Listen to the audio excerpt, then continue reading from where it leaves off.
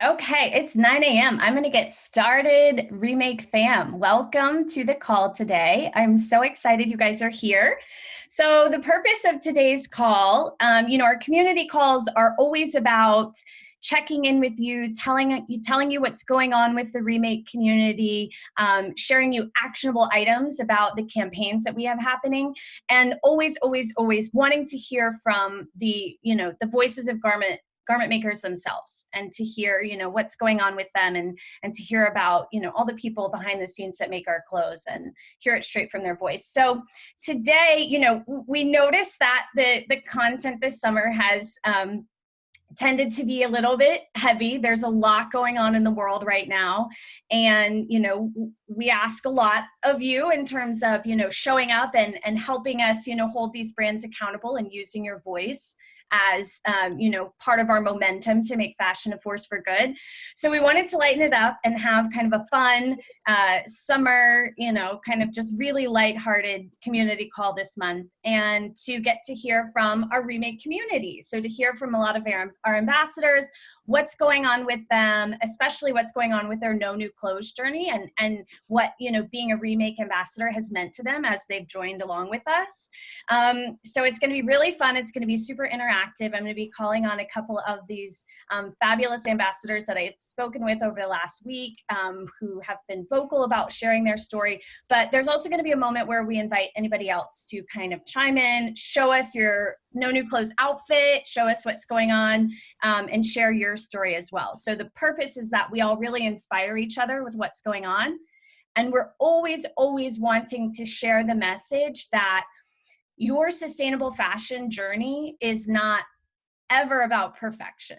We don't ever require that you have to, be perfect to show up here. In fact, you don't even have to have started on your sustainable fashion journey to show up here, because we love curiosity. And if you're here, that means you're interested and you're learning and you're listening. So thank you for being here. And so we want to reiterate that when we do these pledges like No New Clothes and things like that, it's not about perfection. It's about the intention. It's about the awareness. It's about learning new things, and kind of getting those tips and tricks from everybody. And ultimately, it's just, about one of our favorite hashtags, which is starting somewhere, start somewhere. So wherever you are, that's cool. And we're just glad you're here. So thank you for being here. I want to go ahead and share some exciting, kind of catch you up to speed in case you are just joining us for the first time and you're not sure what this No New Clothes challenge is all about. So on June 1st, Remake started the No New Clothes pledge, where we asked you to make a pledge to not purchase new clothing for 90 days. So June 1st, June, July, August, so till the end of next month. So we're kind of 2/3 of the way through. And early in June, we got covered by Vogue. So Vogue talked about the No New Clothes pledge, and how it encourages brands to kind of take a look at, again, not just how eco-friendly their products are, but what's going on in the supply chain and what's happening with garment makers, because that's a big part of your sustainability, your brand DNA, and what's going on. So we got covered by Vogue. I encourage you to go to remake.world and read there's now 3 installments of Nat Kelly's No New Clothes journey. So she's actually doing it for a whole year, which is awesome if you want to do that too, right? But she shared one quote that I thought that really struck me in this last installation, that I think speaks to one of the things that we're wanting you to kind of reassess with this No New Clothes journey. It's not just about, going cold turkey on something. The purpose of it is to get you to reevaluate, your relationship with your clothing, your relationship with consumption, and to stop and pause and to think about how a lot of the information we receive all day in the forms of, social media, visuals and messages and ads from these fashion brands, kind of goes in subconsciously without us even thinking about it, and we get swept up in the current. So one of the things that Nat Kelly said that I really loved in her recent post was, the desire to be liked and validated by our peers is at the heart of the trillion-dollar fashion industry. And because designers know that insecurity is a wonderful motivator to get you to keep buying, They work alongside fashion magazines, fashion websites, and influencers to keep cycling through the trends. They know that we won't be able to resist the programming, that we won't be liked if we don't keep up to date with their imposed set of fashion rules.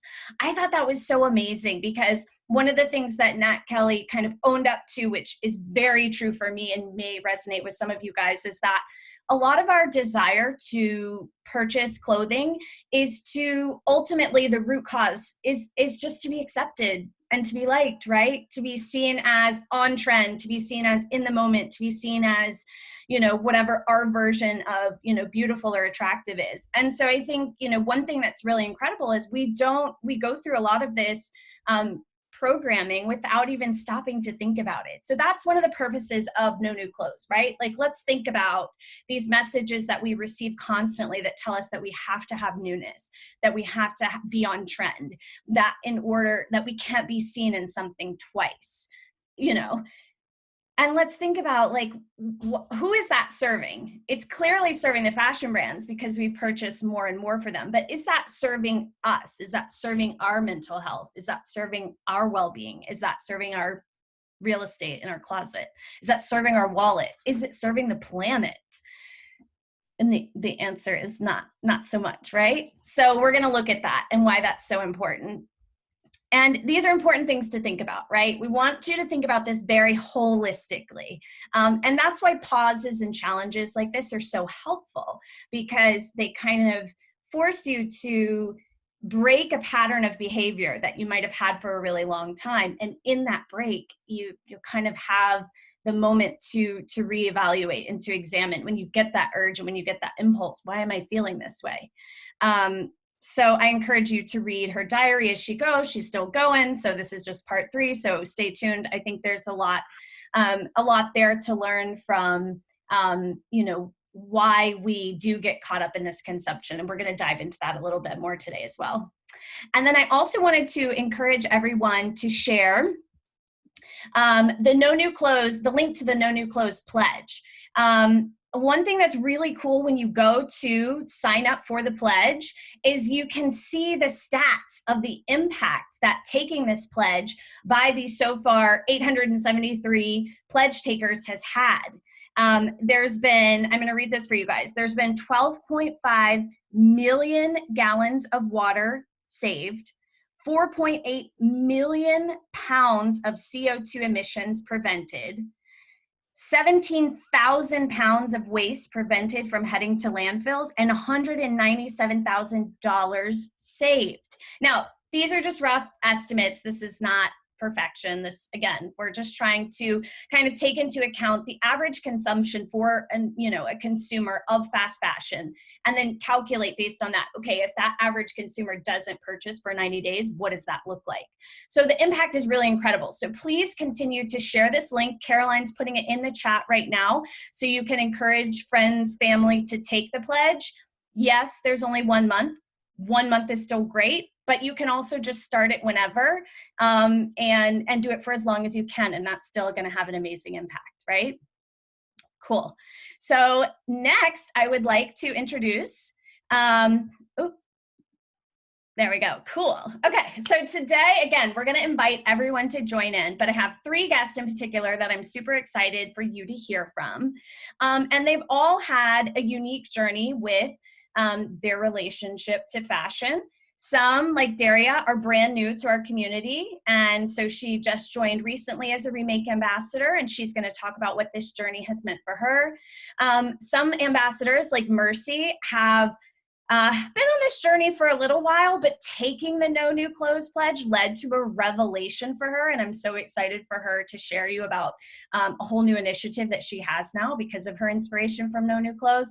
And then we've got the OGs, the veterans, like Emily at Broom and Daisy, and I'm sure you've heard her podcast, and she's been with us for a long time. But the cool thing, that she's going to share is that every time you take a pledge like this, you learn something new. There's always a new takeaway. There's always a new way to kind of engage with this. And we're always evolving, right? Like that's the whole point. It's not about being perfect. It's not about arriving anywhere. It's just about the journey. So I'm going to stop sharing my screen so that you can see these beautiful faces better. And Daria, your face is already showing to me, so I hope it's showing for everybody.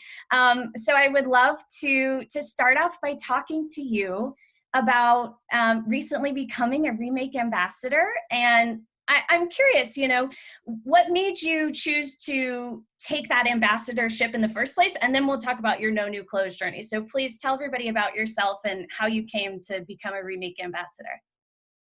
Okay, hi everybody. My name is Daria, and I first heard about Remake actually from the Pre-Love podcast. So it's really cool to be here talking to Emily or with Emily. And I studied fashion in school with a minor in South Asian studies, and a lot of my coursework was about fashion and empowering women, and specifically in the South Asian community, but across the world.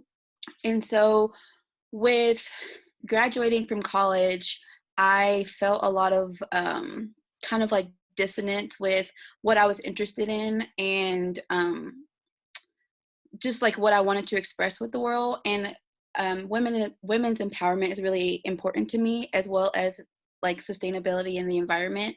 So that's why I took the pledge to became a Remake ambassador.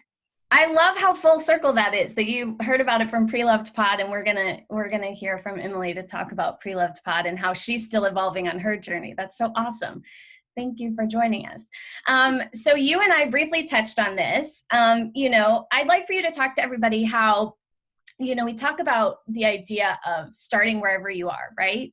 And when you and I chatted last week, you talked about the fact that you've had sustainable fashion on your radar. You've been an avid consumer of thrift fashion. Like, you were already in the mindset of I'm gonna consume more secondhand than firsthand. But even taking this No New Clothes journey, in which technically you could have continued to buy as much secondhand as you wanted, right? Because it's not no new clothes. How this kind of challenge even made you reevaluate that consumption of secondhand fashion. Can you talk to everybody about that? For sure. So I have always been an avid thrifter. My mom and my grandma got me into thrifting when I was younger, and I continued doing that throughout college. And usually when I would go on these thrift trips, I would just pick up anything that caught my eye, tried on anything that caught my eye, and decided I'm taking this all home. So ultimately I would end up leaving the thrift store with bags and bags of clothes. And just by taking this challenge and taking a pause and resetting my relationship with fashion, I've become really intentional about what I want to take space in my closet. I don't want it to look like this thrown together thing. I want my wardrobe to be a reflection of who I am and what's important to me. And so even, with buying thrifted fashion, secondhand fashion, I've decided that, I'm not going to just go into a thrift store and buy anything that I want, because that's just not who I want to be anymore. And those aren't practices that I want to keep. So it's just been really interesting, because I did go to the thrift store and I bought 2 shirts, and it made me think about, okay, these are the silhouettes I like, these are the colors and the patterns I like, I can wear these multiple times in multiple ways and not just see it for one Instagram post. I can change it up and really have fun with it and be creative and be the creator and not the consumer of fashion, which is really important to me. So yeah.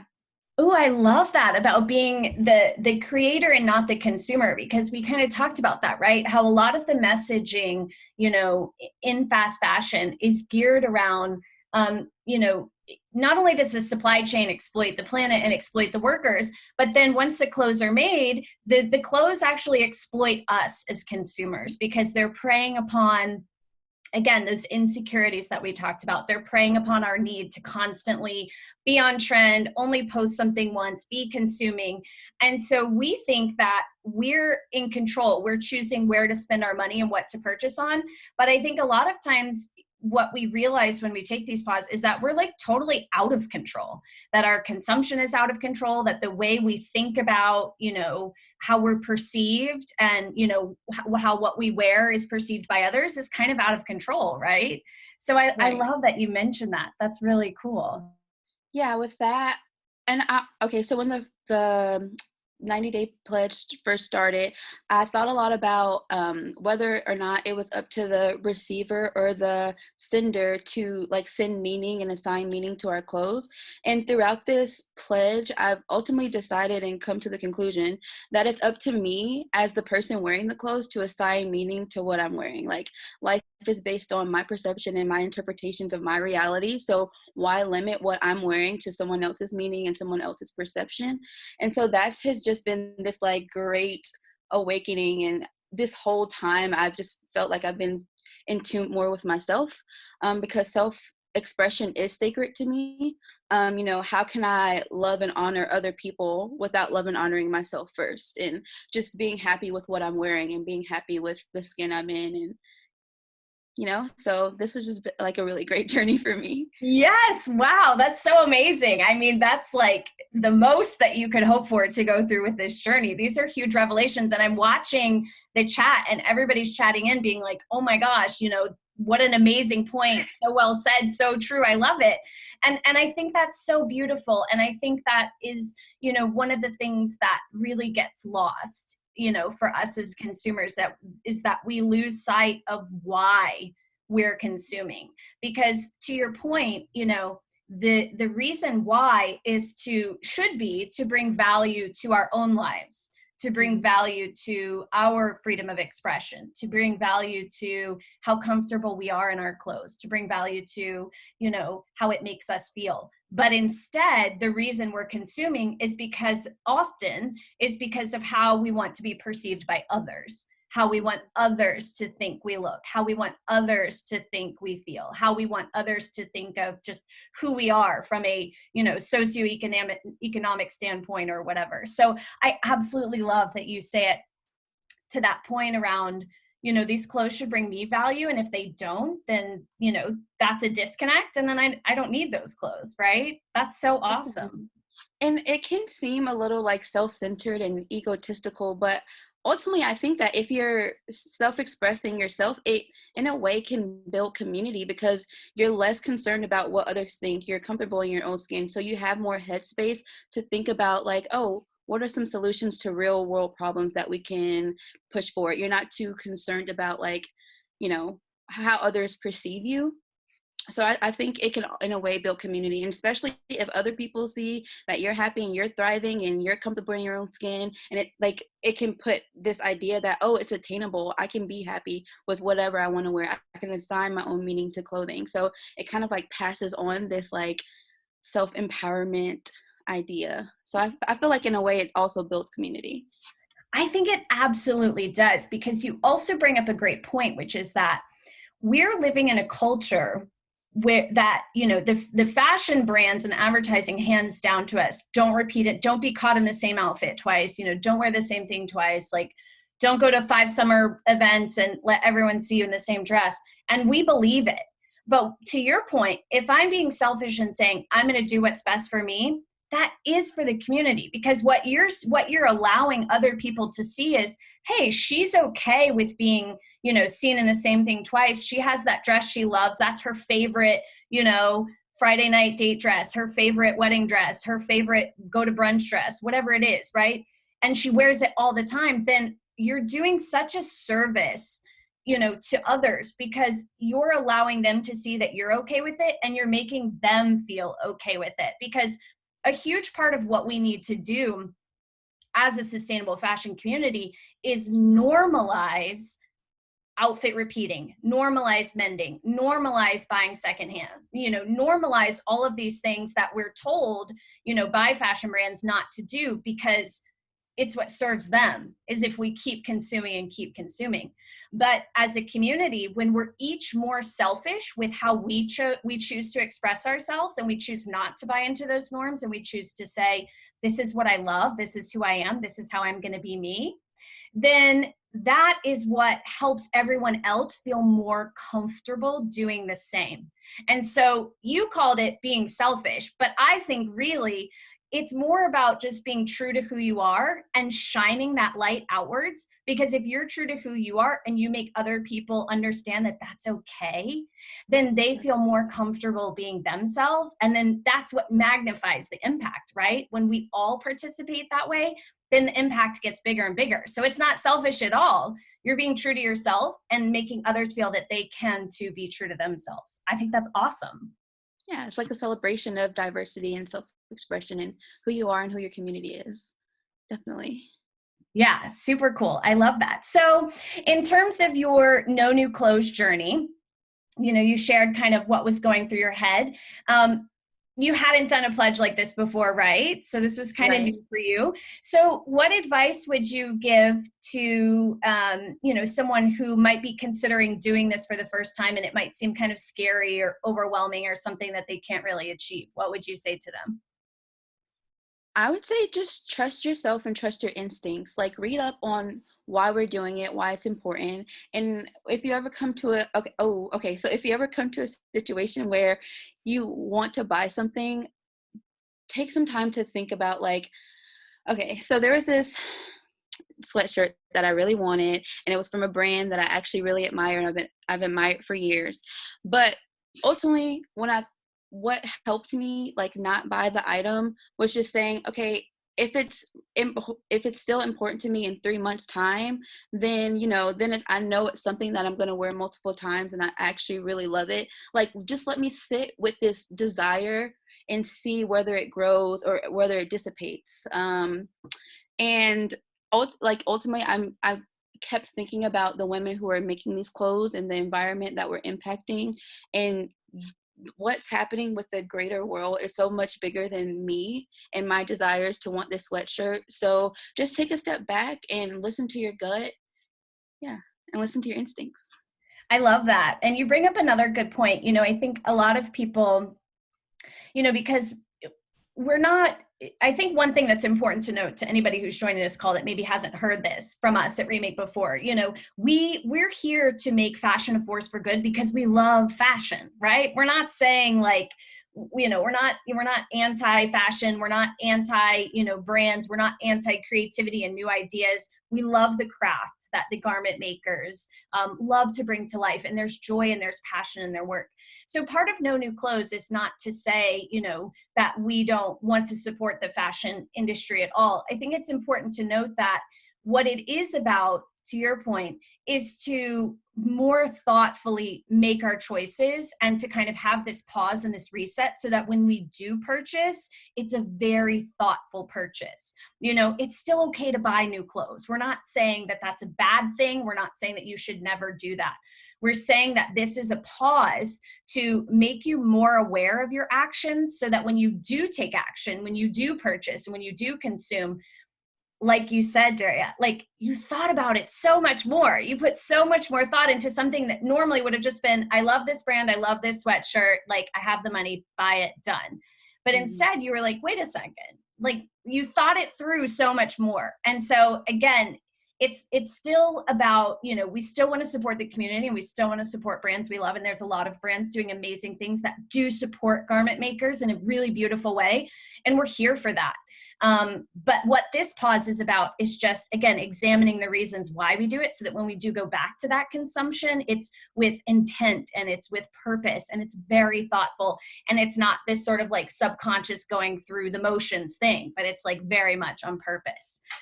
I think it's also important, Daria, before I let you go, to share, to share the challenge, to share the struggle, because again, we're not trying to tell anyone that this is perfect, right? So what kind of, challenges did you face, moments where you felt like, oh, I didn't do so good, or, anything that you'd like to share that kind of gives others that inspiration that it's okay not to be perfect. It's just the intention that matters. For sure, yeah, definitely not perfect. Within the first month of the pledge, I actually ended up buying a new sports bra, and I wasn't sure.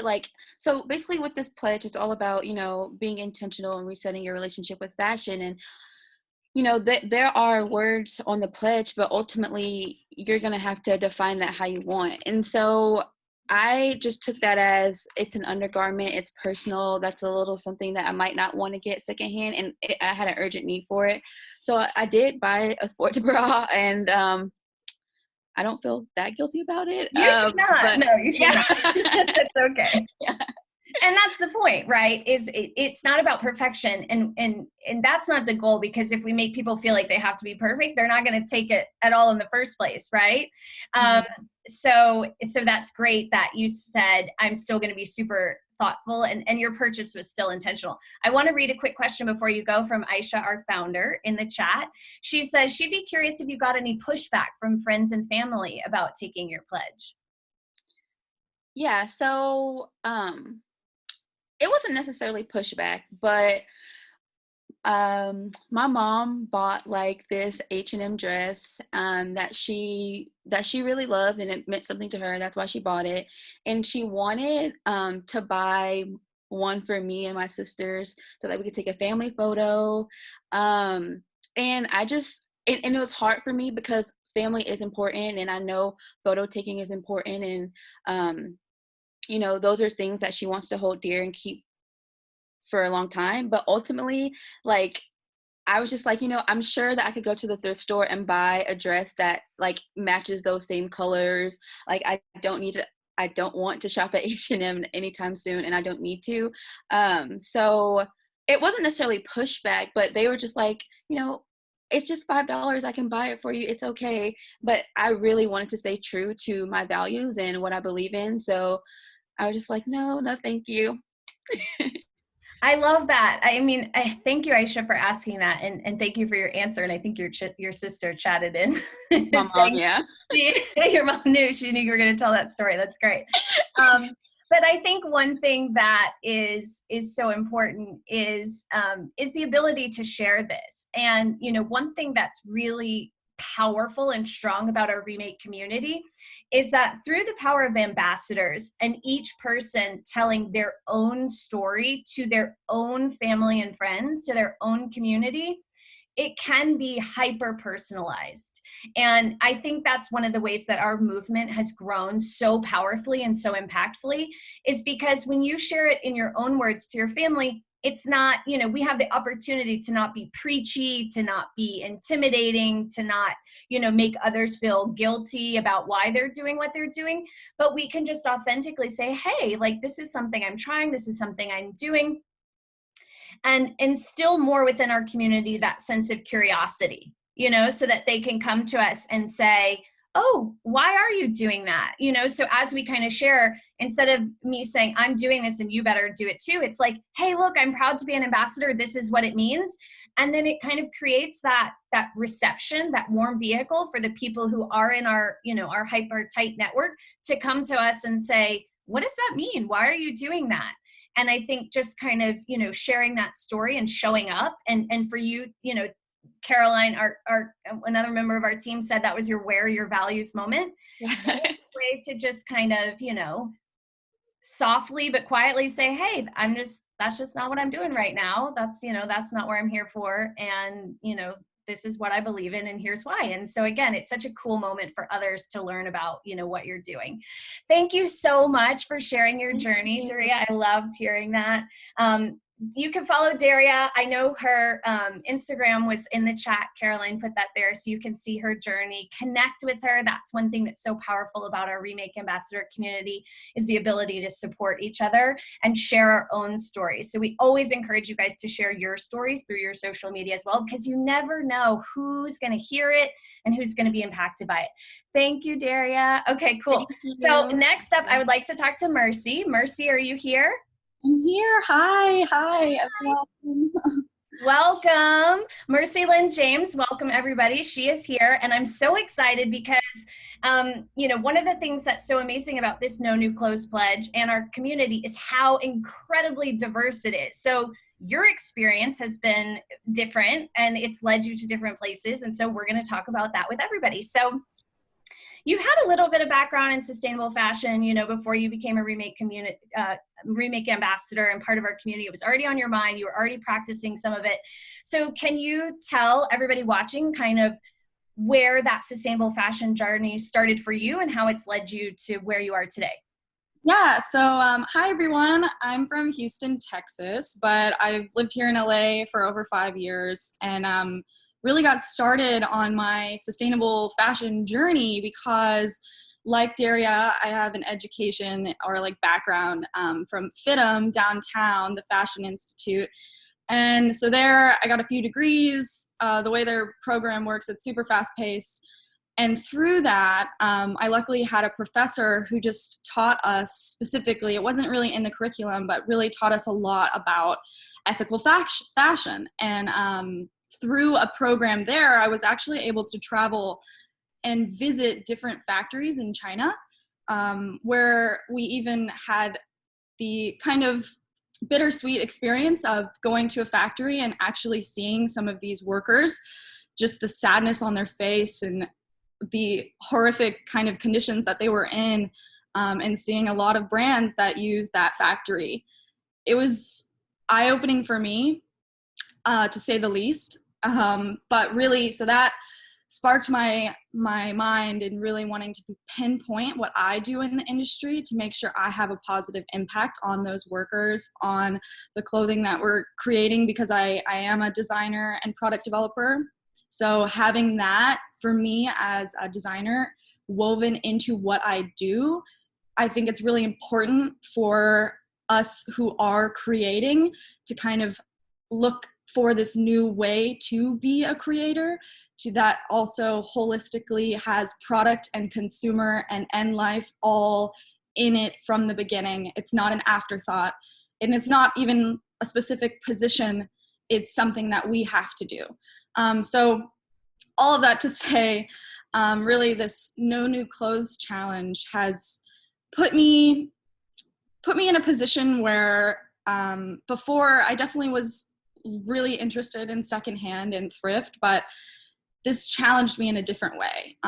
Just really wanting to, also in this time of COVID and consumption and looking at how much money we're spending or not spending, really reflecting on the habits that I had previously, and trying to be thoughtful and mindful about what I'm doing here on out, and just the journey that it brought me on to where I am now and like what I want to do through this. I don't know if you want me to share that yet, or if you want to. Oh yeah, no, that's okay. Let's hold it, because I want everyone to understand. I want to go back to the beginning of your story a little bit, where you got to tour the factory in China. As Aisha mentioned in the chat, that's something that Remake has done with different, cohorts, kind of bringing them onto the Remake journey and taking the students, often students, but creatives, designers, to, the factories in Sri Lanka and Mexico to see behind the scenes like that, and why that is so eye-opening. And one thing I love is that you've talked about yourself as a creator. And though you are an actual designer, you design product, and that's part of your job description, as you said, I think it's also a reminder that as consumers, we're still creators of the image that we put together. We're creators of our style. We're creators of the community that we keep. We're creators of the messages that we send with our consumption. So I love this idea that, we are not just the consumers, we're the creators. I think that's really beautiful. But it was also, very full circle for you, because you went to the heart of garment making and saw the actual hands that do create our garments, in action. And that's one of the reasons that we do so much storytelling firsthand from the garment makers, because you can speak to that, how actually witnessing it yourself had such an impact. And I think like that goes back to just everything you're saying. I think it's really important in the future. I would love to see more brands actually take their designers overseas or internet or domestically, whether it's manufacturing here or in China, Bangladesh, wherever it may be. I think that's the disconnect, like in other, because I've definitely worked at jobs that were fast fashion, and before I guess even really thinking I could get in there and create some change, but the level I'm at, my voice isn't really heard. But being able to, as a designer, go overseas, see these people making your clothes, I think that would change the industry from the beginning. I'm not saying everyone, but I do think a lot of people would actually, just like in our society, what is not in front of you, you may not realize, but just because it's not in front of you doesn't mean we shouldn't take it into account and acknowledge it and try to unlearn the ways design has been, where we're just on these 52 weeks out of the year, we're putting out product every 2 weeks, overflowing these stores, overflowing consumers, and then ultimately just everything being sent either to a landfill or incinerated. Just that whole process, the way our industry and supply chain works right now, I hope we can look to a future that it will be more inclusive of more circular design principles and that sort of like mindset just from the get-go. Yeah.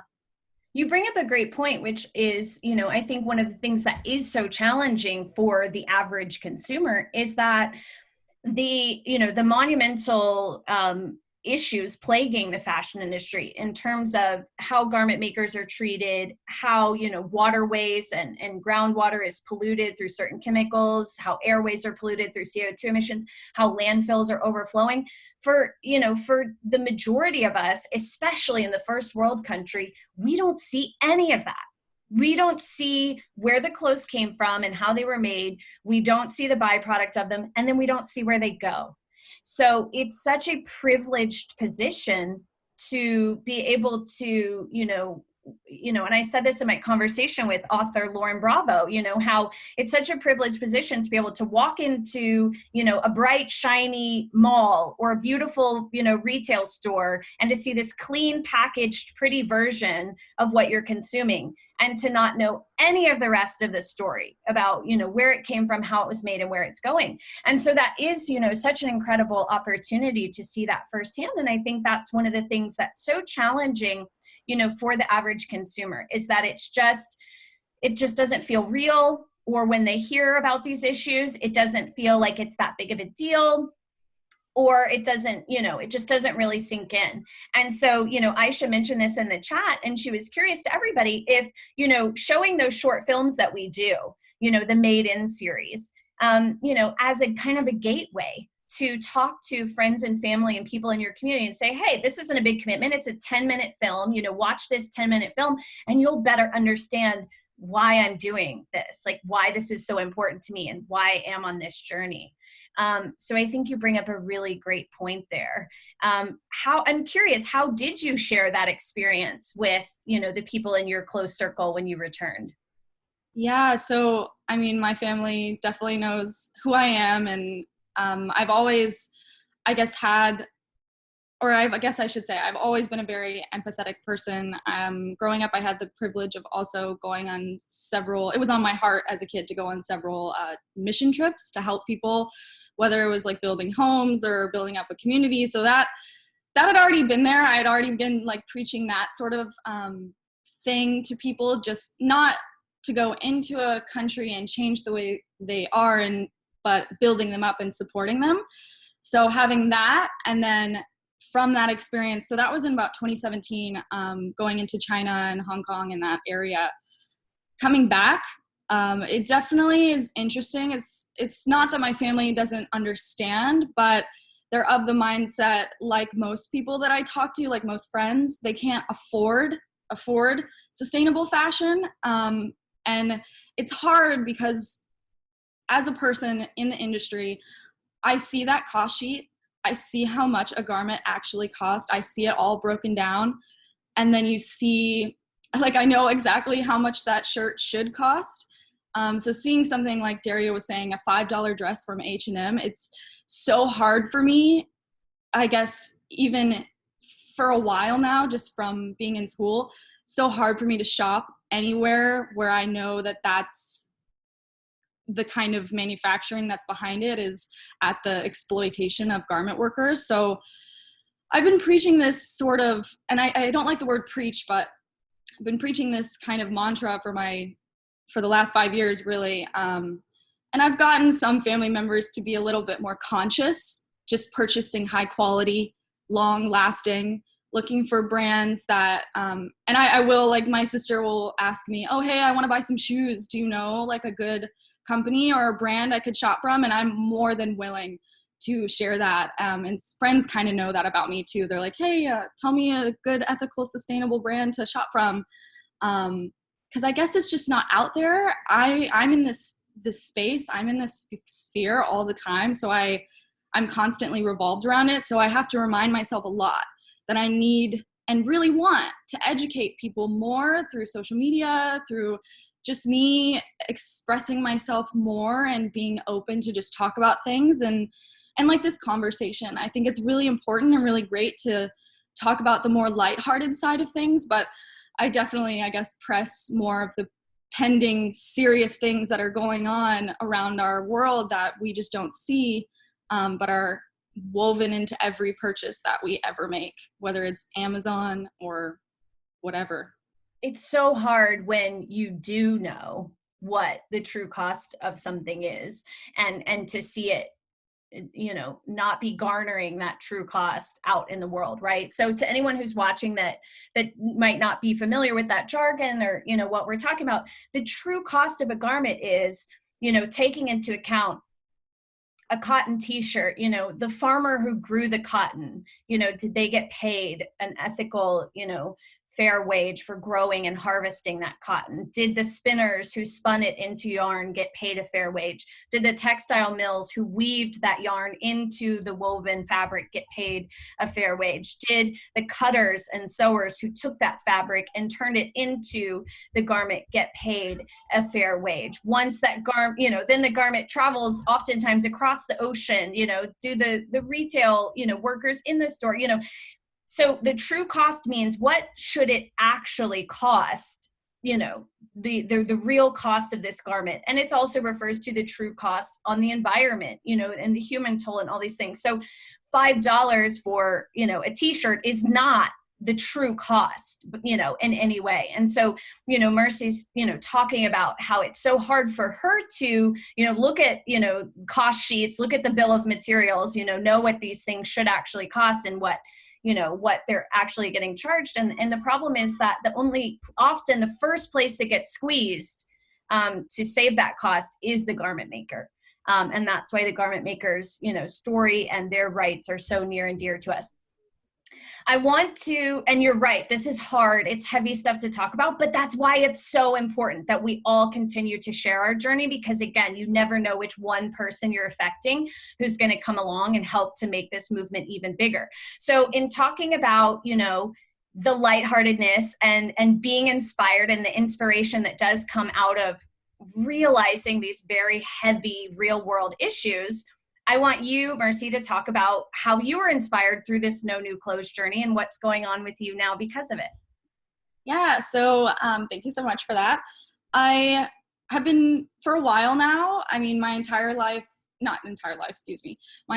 in school, I've been trying to find or figure out exactly what it is I can do to help my community, to help the world, to help people. I want to make an impact. And so through the campaign, really helping me kind of shift and pivot my energy away from shopping.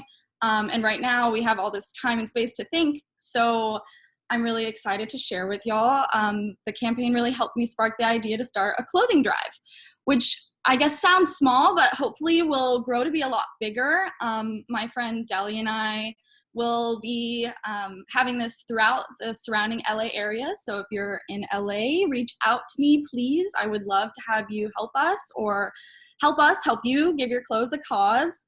So we'll be partnering with local organizations, collection centers, and different charities, really helping to support the immediate needs of families around LA who are affected by COVID, and also the homeless community that we have, especially since I first moved to LA in 2015, from seeing how it's grown, and by grown, I don't mean positive, but seeing the homeless community flourish, it really touches a soft spot in my heart. I want to help them. I want to be able to support them in any way I can. So I'm just really excited because I feel like I finally have kind of tapped into this energy that I've had for a while, and wanting to push that in an avenue where I can actually create real change for people.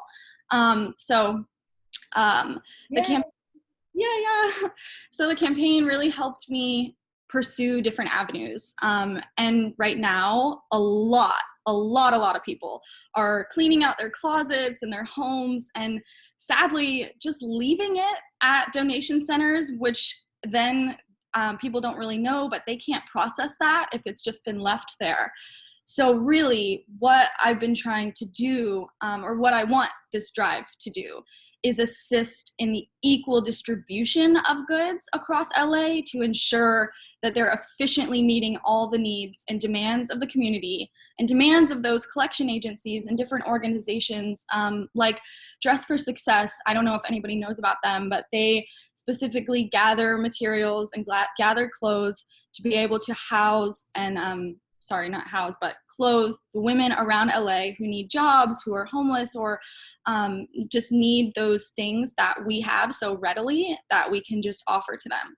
I love that. Yeah. And that's a whole part of the Remake ambassador community is, you know, using ideas like this, whether it's a mending workshop or a swap, a clothes swap, or now you're going to be, you know, collecting those clothings, you know, to disperse so that they don't go to a landfill and that they can go to someone that need them.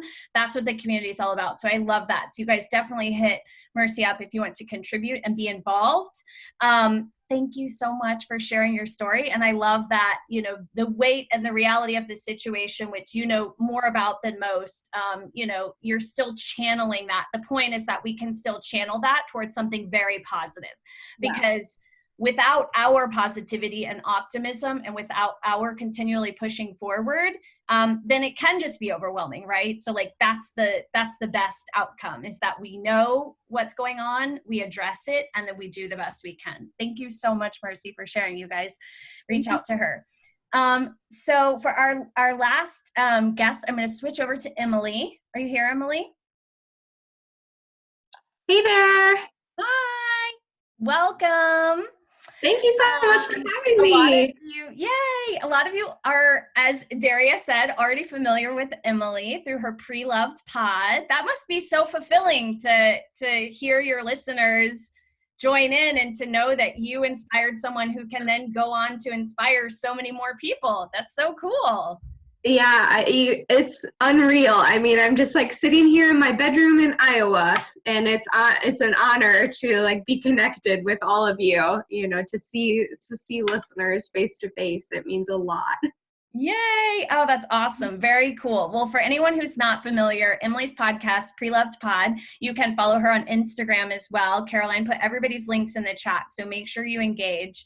And you know, Emily, like I said, she's one of, you know, the OGs. She's one of the veteran kind of sustainable fashion peeps. And I think one thing that's so important, Emily, you know, you and I were chatting last week as well about, you know, you've been on this journey a long time, but every time, you know, every day and with every interaction with someone in this community, you can still be evolving and growing and learning new things, right? So I think a lot of people probably look to you and think, oh, well, she's got it all figured out.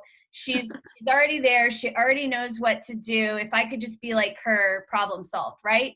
And so I think it's important for people to understand that even as evolved as you are in your sustainable fashion journey, you're still learning so much.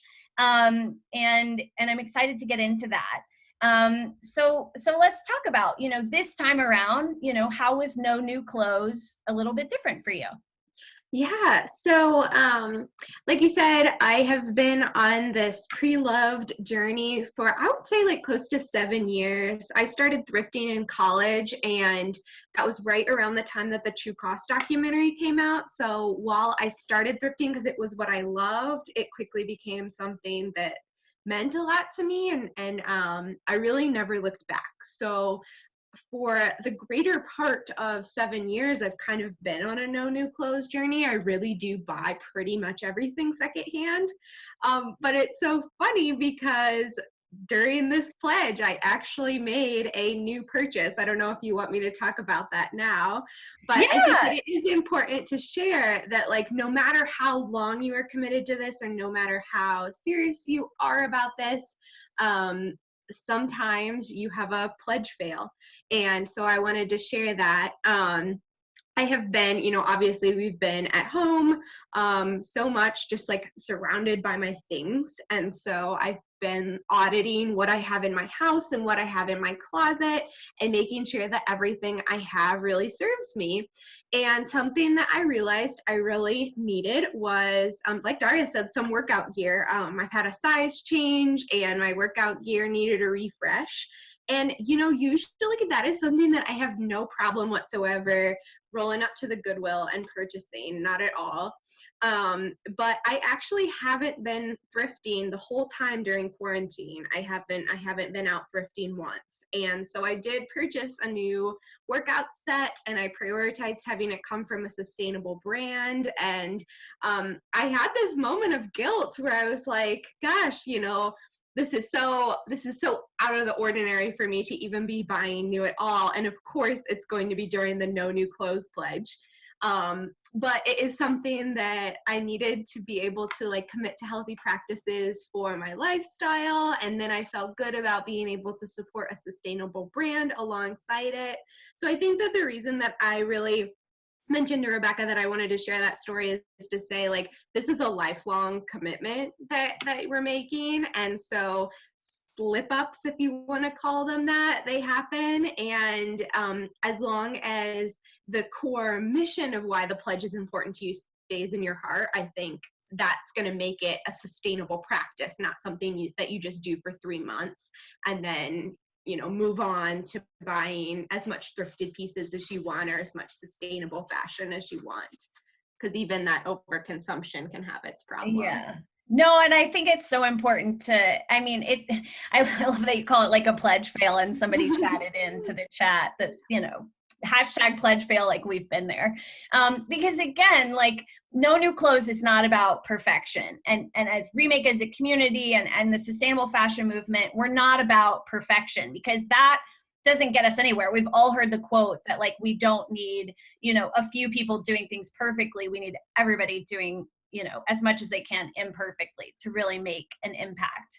And I think, one thing that is incredibly important from, I'm sure you don't want to be called an influencer, but from influencers like you, one thing that's really important is that honesty and the transparency, because if we all pretend like we are doing it perfectly, then that's really discouraging to the people who want to start this journey and who want to come along, because then they're going to think, well, I can't be part of that. I can't tell anybody I support sustainable fashion until all my choices are perfect, until I have no skeletons in my closet, until I have nothing to hide, because then I'll get judged, right? And that's the exact opposite message that we want to send. We want to tell people, look, like the purpose, or the goal, I should say, of, being involved in sustainable fashion is what you said. It's a lifelong journey, and it's an intention. It's a thoughtful intention to be curious and to evaluate our choices. It's not about just like, having some like perfect story to tell everyone with no mistakes. And so that authenticity is such a key part of that. So, I'd like for you to talk about, because of your Instagram and your Pretty Loved Pod, you are very authentic in your journey. So I'd like for you to kind of tell everyone and maybe kind of encourage them why sharing your personal, true, legit story is so important for the sustainable fashion movement. Yeah, for sure. I think in terms of making, just like you said, like I couldn't agree more, in terms of making it a sustainable lifelong practice, it's kind of like diet culture versus healthy living. If you're like so regimented about something where if you slip up, you've got to scrap it and it's not worth doing anymore, you're not going to stick to that lifelong healthy practice. Whereas if you make a commitment over time, it's a much more sustainable thing in the long run. So I totally agree with that. But the reason that I like to show my personal journey is just because that's the story that I have to tell. I think a lot of times if you share from yourself, people have an easier time maybe putting themselves in your perspective, and they think of that person who's sharing the stories as like a real person with real things to consider and real life problems. And real life budgets and, you know, things like that. And it's much easier for them to connect and see themselves in that. And so that's why that's important to me in everything that I do. Absolutely. The relatability is so, so important, you know, because I think that's one of the biggest call outs about the current state in the sustainable fashion industry is it's still very much like a skinny white woman kind of, you know, wealthy image that we're projecting. And that's not going to create revolutionary change. That's not going to make people feel welcome. That's not going to give people the ability to see themselves, you know, in those clothing and in that clothing and as part of that movement. It's so critical that we see people who are just like us, you know, in whatever way that means, you know, gender identity, socioeconomic status, race, you know, geographic location, occupation, whatever it could be, but seeing people who we identify with on the journey so that we feel like, oh, that could be me, you know, I could do that too. That's such an important part of it. Definitely. I couldn't agree more. And I think, you know, it's funny because once you start talking about sustainability, you'll be that person that people will want to like admit their sustainability fails to. Like, I don't know if that happens to anybody else, but they'll be like, oh, like, I bought this and I know I shouldn't have, or I forgot my reusable tote bag or whatever. And it's nice to be able to normalize those things too. And again, just like to remind people that we're all on this path together and it doesn't take everyone doing things perfectly. It doesn't take everyone doing things perfectly. It takes everyone doing things imperfectly to make the world a better place. Yeah, absolutely. I love that. I'm curious in terms of this no new clothes journey, if there were like any other insights that, you know, or kind of your own patterns or your own behaviors or ways you think about things that because of like just having the no new clothes challenge top of mind that you might have like thought about things a little bit differently. Yeah, I mean, it's been really interesting to have no new clothes kind of coincide with being quarantined. I can completely relate to the idea of going into the thrift store and overbuying. I feel like that's something that a lot of thrifters have to get over at some point. And because I haven't been thrifting, and that's where I shop, I really haven't been buying much at all. And that has just been great to like step back and slow down consumption and realize that I can still be creative with the things that are around me, fall in love with things I already own and style up new things. So it's just been this real like mindful experience, great opportunity to slow down. And honestly, I think that is a good first step for anybody on this journey, is just to like realize that they can take that step back and it's not going to end their world in any way. I think it's hard for us to reconcile that sometimes.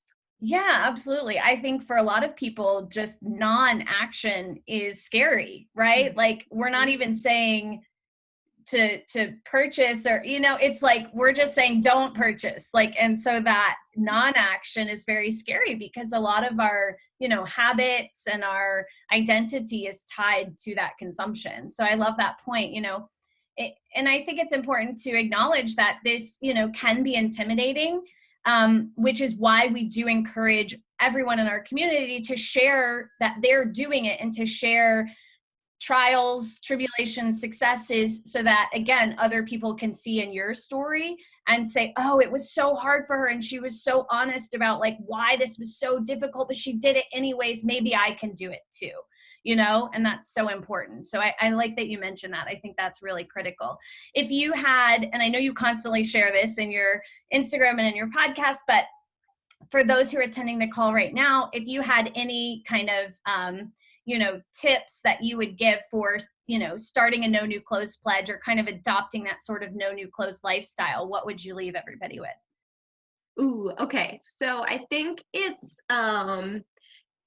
you know, so if you're going to do no new clothes the way I do no new clothes, which is secondhand is allowed, then I think it's having a list of what is actually needed in your closet. So I have what I call a thrift list on my phone, and have just a few items on there, and that's how I stop myself from finding something that's so cool that I just have to have it. It has to be on the list. It has to be something that I knew I needed before I walked in the store and saw that thing. Ooh, I love that. Thrift List. That's cool. The way that really came into practice for me is so in normal times, my husband and I love to travel, and we love to go on like these long backpacking trips.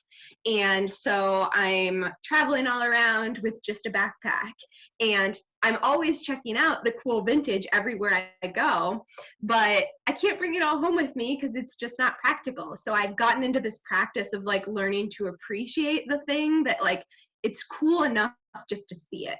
And you don't have to necessarily take it home with you for it to be cool or for you to appreciate it. You can still get like that rush of creativity just from seeing things. And so I think that's been something that I love that.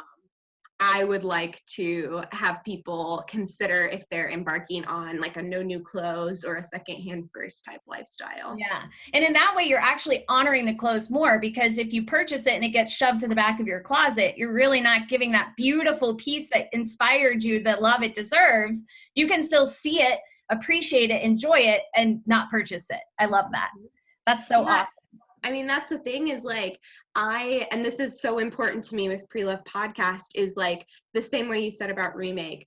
I love doing this because I love fashion. Like, I don't want people to hate fashion or be angry at the fashion industry. Like, I love fashion. So that's why I want people to value cool vintage.